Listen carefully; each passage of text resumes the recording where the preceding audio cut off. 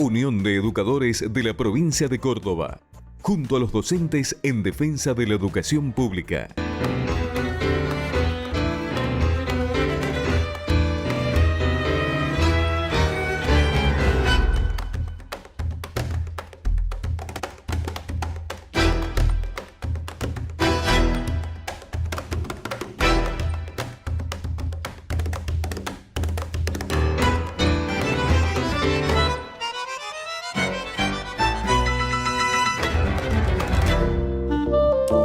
Muy bienvenidos a una nueva edición de Principio Activo, Salud y Sociedad. Hoy vamos a hablar de pedagogías, pero en clave de pedagogía para pensar en tiempos difíciles y en tiempos críticos.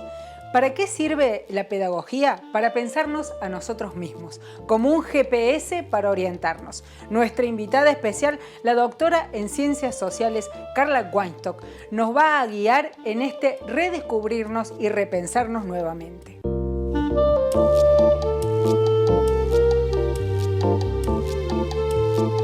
Gracias, Laura, por el convite a pensarnos, a nombrarnos.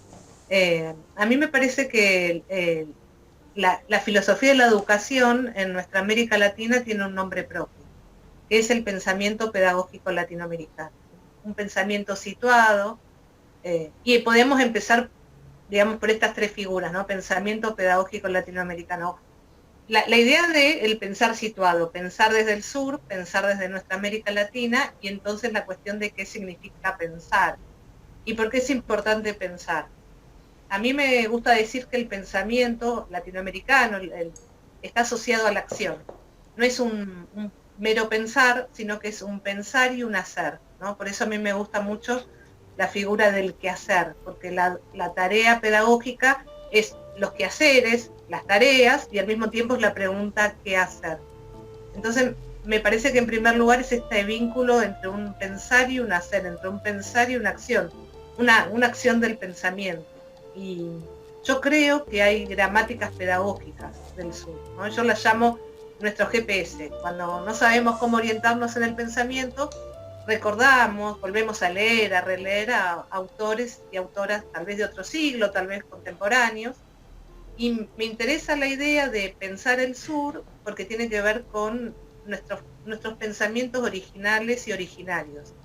¿En qué sentido? Que algo se vuelve original y originario cuando se vuelve a reactualizar. Es decir, yo puedo pensar en todo caso sería lo contrario a repetir. Yo no intento que alguien pueda repetir un pensador o una pensadora, sino que trabaje sobre sus pensamientos. Creo que la tarea pedagógica es una tarea de interpretación de textos, de interpretación de contextos, que hay que leer los textos en este contexto, y lo digo así, y sin pretextos, ¿no? No puede haber pretextos para leer y comprender qué es lo que nos está pasando, qué nos pasa.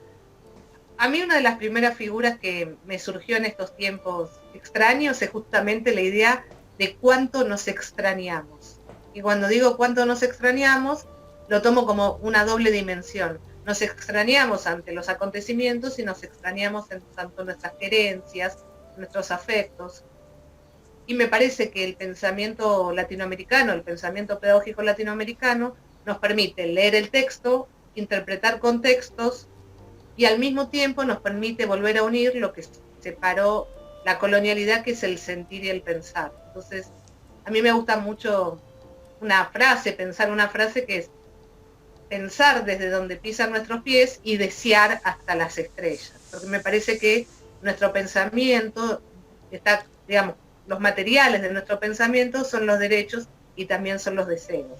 Entonces, pensar el derecho a la salud, el derecho a la educación, y al mismo tiempo pensar nuestros deseos de pedagogías, nuestros deseos de lo público, nuestros deseos de salud, del cuidado. Me parece que el pensamiento latinoamericano lo que nos trae es un concepto central. Yo podría decir la filosofía del pensamiento latinoamericano, o la eticidad del pensamiento latinoamericano, es el cuidado de la vida, ese pensar la vida, la materialidad, la existencia como lo primordial, nos hace poder pensar al capitalismo, al colonialismo y al patriarcado como aquello sobre lo cual quiere, digamos, perseverar la vida por sobre las colonialidades, el capitalismo y el patriarcado. Entonces ese preservar la vida y perseverar en la vida, pero no en cualquier vida individual, sino en la vida en común.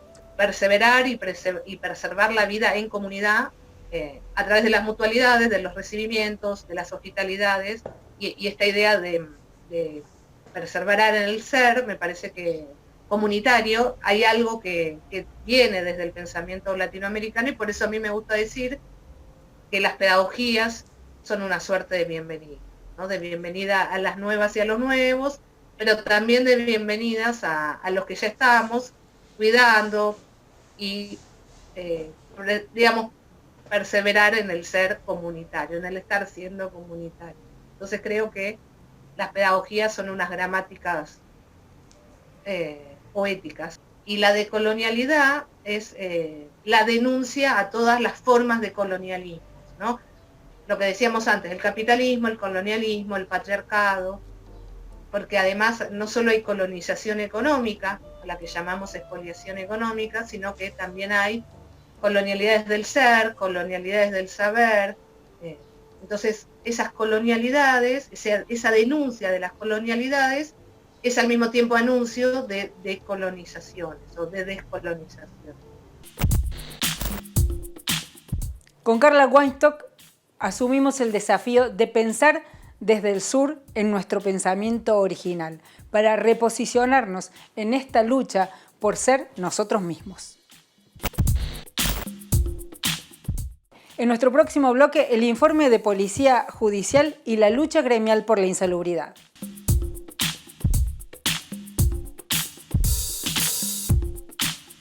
Unión de Educadores de la Provincia de Córdoba, junto a los docentes en defensa de la educación pública. Obra social del personal de la industria gráfica de la provincia de Córdoba. Defendemos el sistema solidario de atención de la salud. La salud es un derecho, no un negocio. Seguimos en Principio Activo, Salud y Sociedad, abordando el cuarto informe de Policía Judicial. A lo largo de nuestros programas hemos transitado la realidad de la división científica de Policía Judicial. Hemos comprobado que el trabajo es insalubre. También la OMS reconoce que los trabajadores que están expuestos al sufrimiento durante mucho tiempo son trabajadores en riesgo. El gremio tiene una larga lucha por el reconocimiento de la insalubridad del trabajo de la Policía Judicial. Frente a la inacción de la patronal, el gremio asumió el compromiso con la salud de los y las trabajadores de la Policía Judicial y creó el espacio de salud psicosocial. En esta instancia demostró la importancia de este trabajo, la viabilidad del mismo, generando dispositivos para cuidar la salud de las y los trabajadores, y al mismo tiempo logró consolidar argumentos sólidos con respaldo académico y testimonial para reimpulsar la lucha por la insalubridad. Desde este espacio se creó el libro que circuló por muchos espacios académicos y que también fue importante para que se vuelva a presentar frente al Ministerio de Trabajo de la provincia de Córdoba el pedido de declaratoria de insalubridad. La iniciación de un nuevo expediente que busca la declaración de insalubridad. En nuestra provincia se hace solo a través del Ministerio de Trabajo. Quien declara la insalubridad de un sector de trabajo es el ministro. Y buscamos con esto una serie de efectos. Hoy los compañeros y compañeras tienen la jornada reducida con protección de la salud en un cierto resguardo. Pero faltan muchas otras cosas y entre ellas también pretendemos que uno de los efectos que se otorguen sea el de la jubilación anticipada por los daños a la salud psicofísica que sufren nuestros compañeros y compañeras. Ya desde un principio el CEILPIAT CONICET planteó la necesidad de que hubiera un espacio de medicina laboral dedicado a la custodia de la salud, al cuidado de la salud de nuestros compañeros y compañeras. Eso hasta el día de la fecha no se cumplió. Sí, por la lucha gremial, el Tribunal Superior de Justicia sacó una acordada que planteaba un espacio de medicina preventivo. Hasta el día de la fecha, desde el 2012 hasta ahora, lo estamos esperando. Por eso es que el sindicato tomó como iniciativa la creación de un espacio psicosocial y hemos hecho, en un espacio más reducido, con menos recursos, lo que debió hacer el empleador y debe hacer el empleador y que seguimos reclamando. Yo no me imagino una tarea peor. Entonces la verdad que también la insensibilidad del Tribunal Superior de Justicia, de las autoridades del Ministerio Público Fiscal y del Ministerio de Trabajo de seguir dilatando la declaración de insalubridad es inentendible. Realmente no me entra en la cabeza. Creo que nadie con sentido común o con más de 2 dedos de frente puede negar que la tarea que hacen las compañeras y compañeros del sector es insalubre. Lo insalubre de ellos está totalmente fundamentado en el tiempo de exposición que ellos están y en los agentes. Ellos, por ejemplo, trabajan con muchos químicos. En las áreas de la pericia de la parte de los automóviles, ellos trabajan con químicos y bueno, hay una deficiencia importante de recursos respecto a las medidas de control y bastante ausencia de métodos en donde ellos puedan cuidarse e identificar de qué manera controlar todos los agentes a los que están expuestos.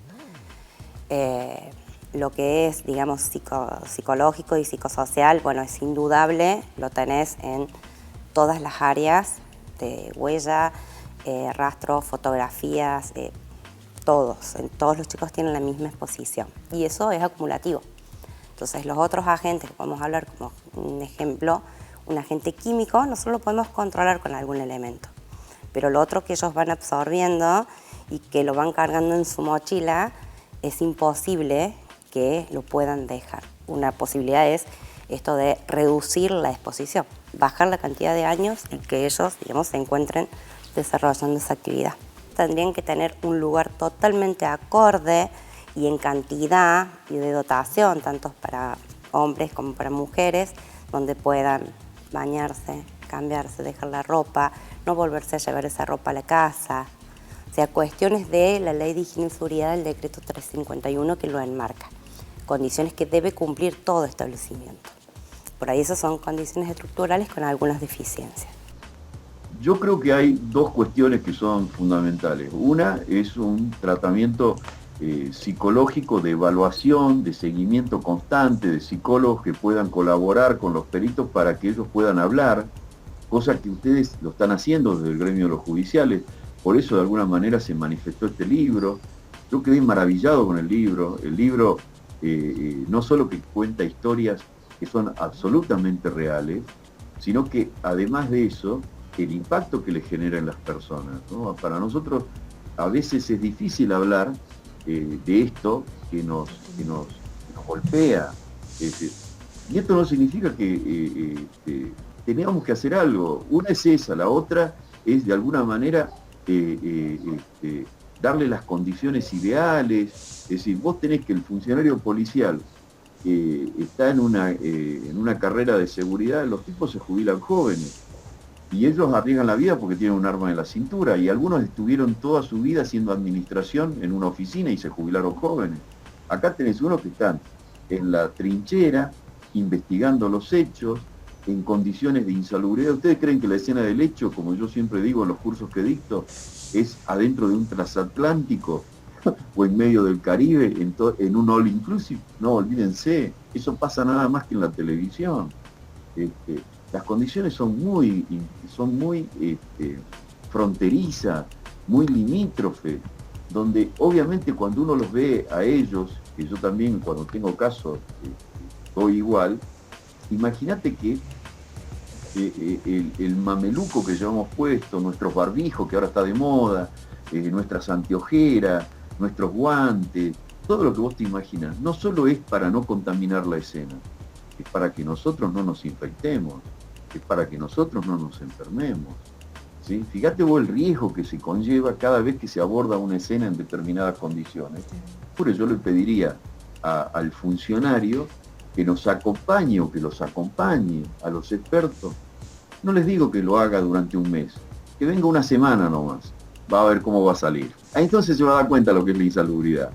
¿Sí? Y guarda que esto no justifica que no se considere la insalubridad porque los que trabajan ahí tienen pasión sobre lo que lo hacen. ¿Sí? ¿Se entiende? Es decir, son dos cosas distintas. Es decir, sí, tenemos pasión en lo que hacemos. Vos juntás a 10 peritos y son 10 que están enamorados de lo que hacen. Otra de las razones por las cuales el expediente todavía no ha terminado su curso es obviamente las presiones políticas. Ministerio de Trabajo, Tribunal Superior de Justicia, son dos poderes distintos. El Ministerio Público, que es parte integrante del Poder Judicial, pero a su vez es autónomo y depende del Poder Ejecutivo.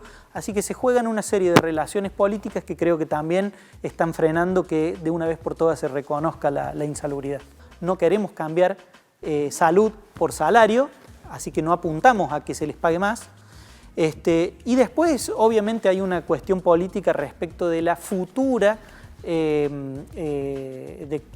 después de la declaración de insalubridad, las futuras consecuencias previsionales que pueda tener, que corren por un carril aparte. Lo más insalubre es la tarea que hace el Poder Judicial.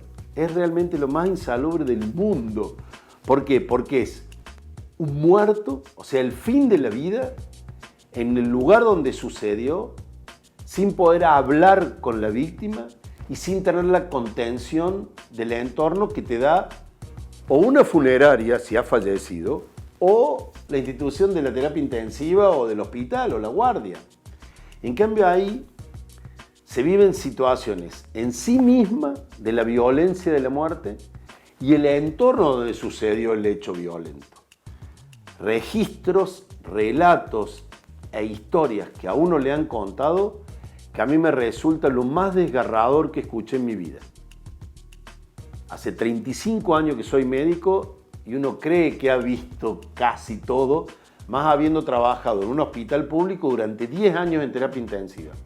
Lo que a mí me han contado mis colegas que han vivido ahí es lo más insalubre que escuché en mi vida.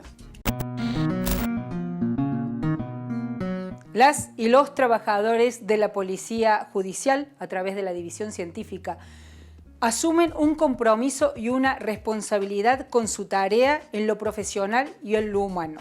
Son garantía de un proceso de justicia.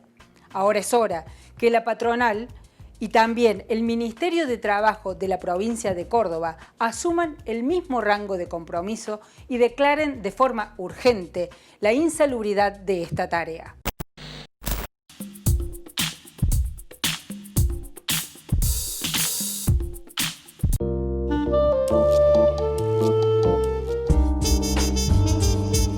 Asambleas virtuales, ventajas del mundo digital.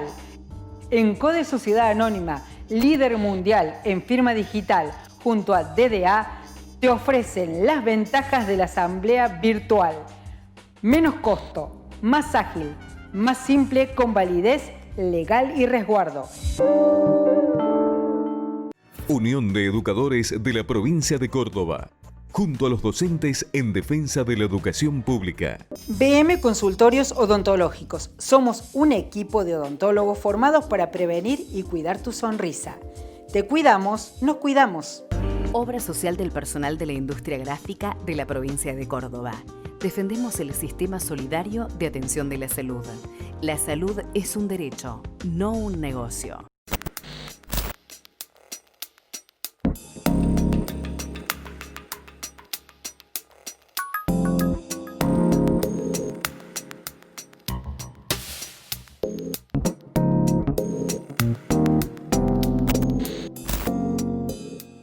Llegamos al último bloque de Principio Activo, Salud y Sociedad, y ahora vamos a compartir el micro de economía feminista, el presupuesto público nacional con perspectiva de género y 3 dimensiones fundamentales que benefician a las mujeres. Melissa Luc nos explica de qué se trata. Hola a todos y a todas. De nuevo Melissa Luc hablándoles sobre economía feminista.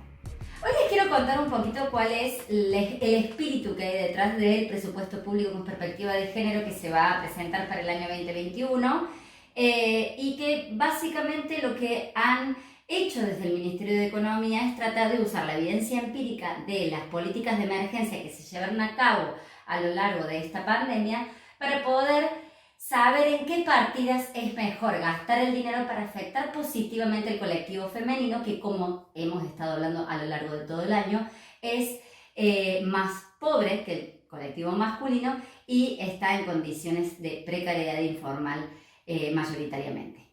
Por lo tanto, lo que el Ministerio de Economía ha hecho es tratar de analizar la evidencia empírica de estos últimos meses para tratar de saber qué políticas son mejores para el colectivo femenino. En un primer lugar, lo que se sabe es que el ingreso familiar por emergencia, que cobraron unas 9.000 millones de personas en Argentina y a la cual se destinaron 89.000 millones de pesos aproximadamente, ha afectado positivamente al 55,7% de la población femenina. Por lo tanto, es una política que es positiva para el colectivo femenino. También hubo una reforma jubilatoria para que muchas personas puedan acceder a la jubilación faltándole aportes, y se sabe que se ha destinado unos 9.500 millones aproximadamente de pesos, y del 100% de las personas que fueron beneficiarias de estas políticas, un 67,3% fueron mujeres. Por último, se sabe que los bonos que se dieron en la asignación universal por hijo, que aproximadamente destinaron un gasto de 23.000 millones de pesos, tuvieron un gran impacto sobre el colectivo femenino. De hecho, el 100% que cobraron estos bonos, el 94,7% eran mujeres. Por lo tanto, la idea dentro del Ministerio de Economía es tener en cuenta esta evidencia empírica para poder determinar las partidas de gasto del año 2021 y que afecten de forma positiva a las mujeres y al colectivo femenino. Y dicho esto, una de las grandes críticas que la economía feminista va a hacer a este presupuesto y al plan del Ministerio de Economía, aunque se agradece, se felicita y se impulsan este tipo de políticas, es que se tienen que eliminar las categorías binarias, ya que en realidad en nuestra sociedad no solo hay hombres y mujeres, sino que existen múltiples combinaciones entre nuestro sexo biológico, nuestra identidad genérica y nuestra identidad sexual, y eso tiene que empezar a verse plasmado en las estadísticas y en las políticas del Estado Nacional.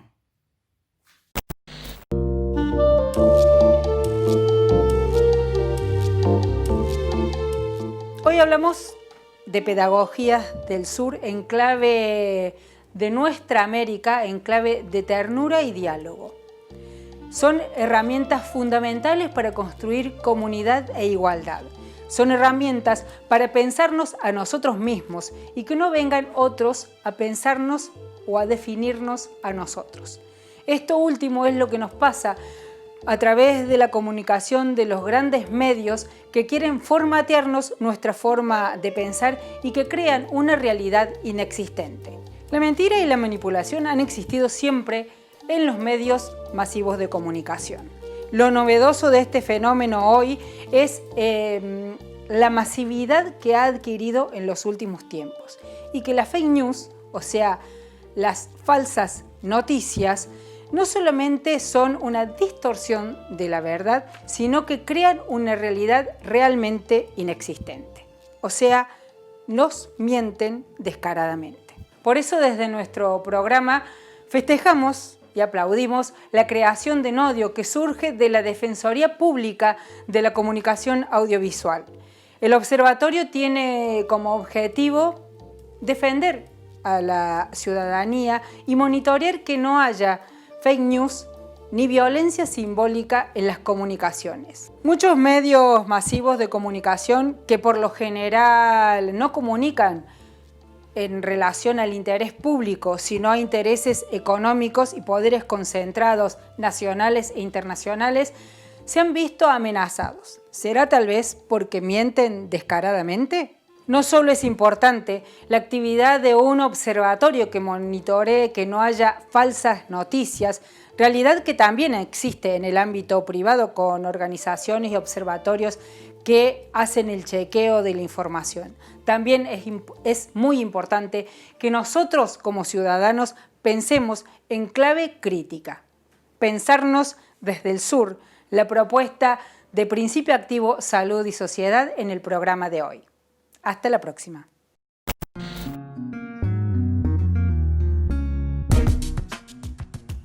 BM Consultorios Odontológicos. Somos un equipo de odontólogos formados para prevenir y cuidar tu sonrisa.